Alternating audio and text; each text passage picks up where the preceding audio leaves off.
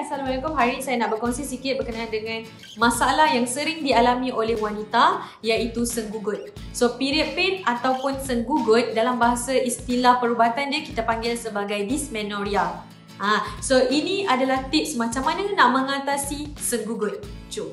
Senggugut ni terjadi apabila ketegangan otot di dalam uterus.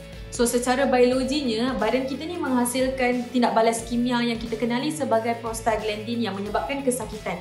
Jadi kesakitan tu dia berlaku daripada dinding rahim yang mula mengecut dan juga runtuh.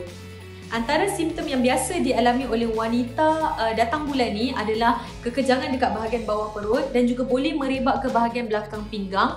So kadang-kadang sampai tak boleh bangun. So selain itu, emosi tak stabil, contohnya marah, menangis, merajuk dan juga craving makanan.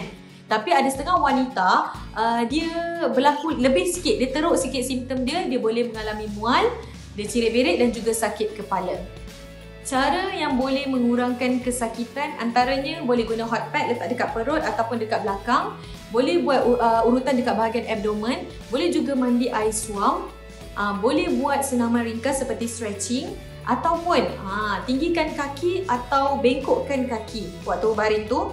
Dan yang terakhir, kalau dah tak tahan sangat tu, bolehlah ambil ubat tahan sakit seperti ibuprofen ataupun panadol.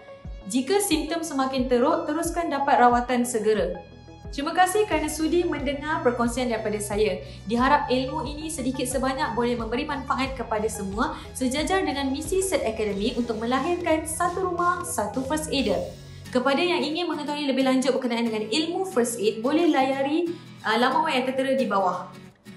Dan juga boleh lawati YouTube channel CERT Academy. Jangan lupa untuk like, share dan juga subscribe. Satu rumah, satu first aider.